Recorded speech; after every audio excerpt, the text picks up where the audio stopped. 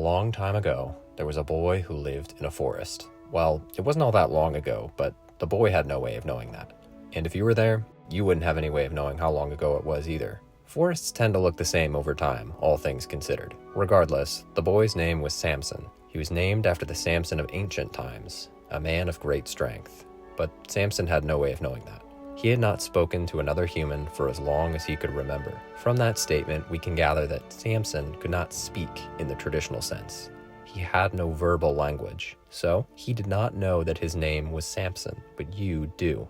Samson did not speak with words. He spoke with motion, as most animals do. He spoke to the birds, the snakes, and the bears with careful gestures of the hands and the eyes and even the toes. His speech is the kind of speech that you and I could not understand. So, for the purpose of translating the story, we must take the liberty of playing pretend. We pretend that Samson's actions are words, and that the words of Samson and his animals are just as real and important as the words that we use every day. But that's enough exposition. Our story begins, as all great stories do, on one fateful day. Samson woke up with a bang. More precisely, it was closer to a foom.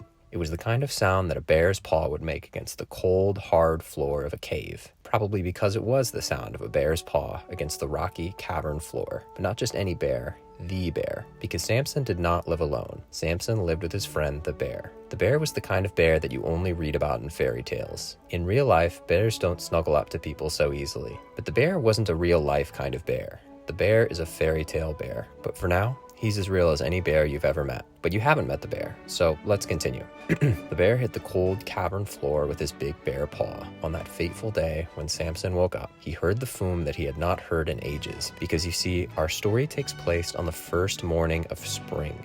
The first day of spring is a very special day for a bear. Springtime means hibernation season is over. After a long winter of sleeping, resting, lounging, and caving, the bear finally decided that it was time to leave the cave. So Bear woke up, and Samson followed suit. The bear and the boys strolled out of the cave, across the forest, down the river, and through the woods, smelling the fresh spring air and taking it in, as one should. The first spring day makes itself known to all of the forest flora and fauna, the flowers and the fawns, the elks and the owls, the bears and the boys. Everyone wakes to see the first day of the living season, but animals are much too busy and important to be dawdling about all day with none to do. Much like ourselves, the forest creatures must work. Beavers build dams, snakes dig holes, but our boy and the bear aren't like the other creatures. Samson and Bear have the hardest job of all, finding something to do.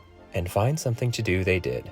For no sooner than you could say, "What do we do now?" Samson spotted a significant sight. Down the river and through the trees, through the great clearing and above the shrubs, there was a hive. Not just any hive, but a honeybee hive. And not just any old honeybee hive, but the honeybee hive that belonged to the tallest tree in the old great forest. The hive was so high you couldn't see it if you tried. It looked like a scrap of glitter on top of that tree. No matter how hard you squint and strain and narrow your sights, you wouldn't have been able to spot the honeybee hive. But Samson could.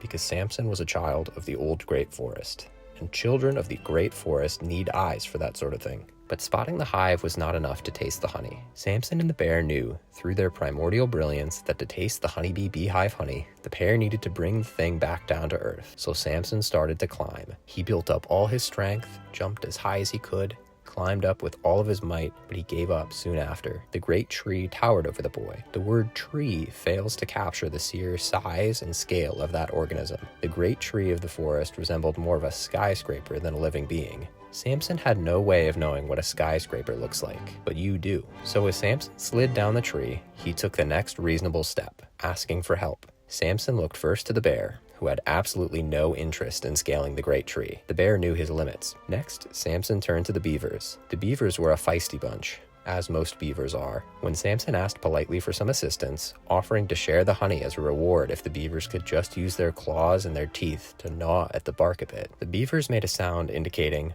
"No way. Are you crazy? The great tree is the tallest tree in the whole forest.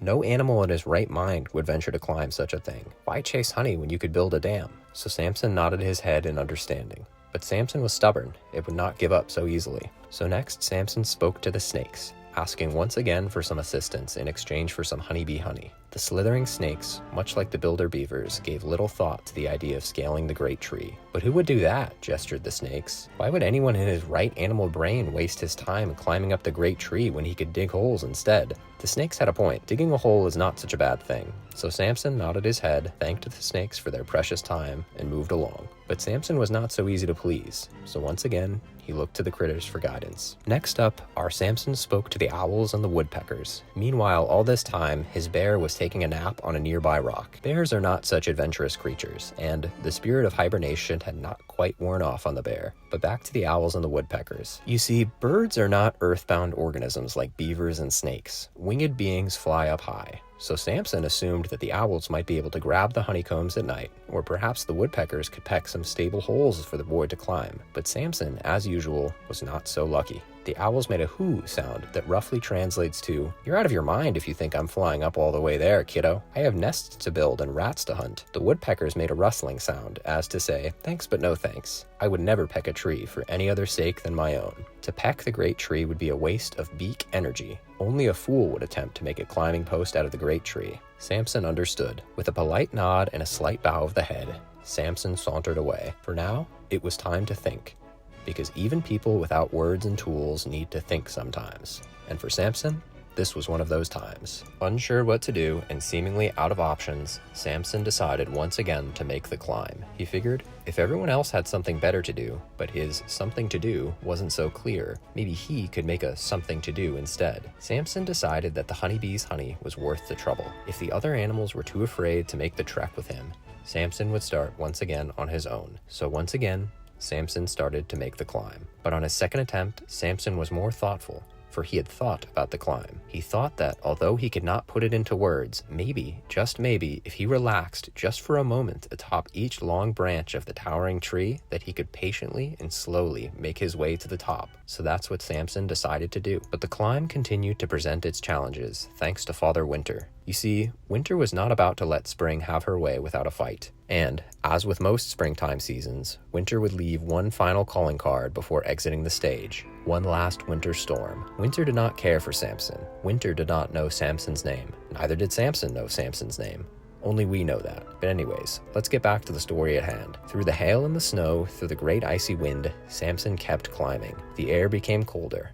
This only made Samson climb a little bit harder. Higher and higher Samson climbed, and with each passing branch, the boy made one small step for himself and one giant leap for his dream. But Samson did not understand the distinction between a step and a leap. He only understood how to try. So Samson tried for as long as he could try. Through a day's long climb, Samson, branch by branch, made the climb. As the sun started to set behind the great tree's trunk, Samson's strength finally wore out. But Samson did it. After 10 long hours, though Samson could not tell time, he made it. Samson found the hive. He politely requested some honey from the honeybees by gesturing at the hive and clasping his hands together.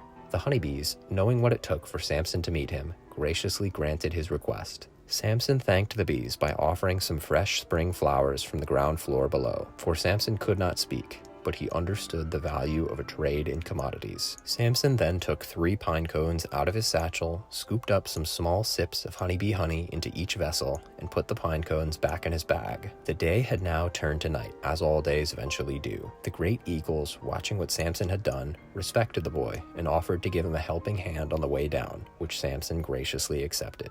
So the boy took the shortcut back down to earth. Reaching the bottom, he thanked the eagles with a short nod and a pine cone of honey. The bear, still sleeping on a nearby rock, awoke to find Samson with his honey, gladly partaking in the victory spoils of the day. Samson and his bear celebrated with the honeybee's beehive honey, and back to the cave they walked, putting an end to that fateful day.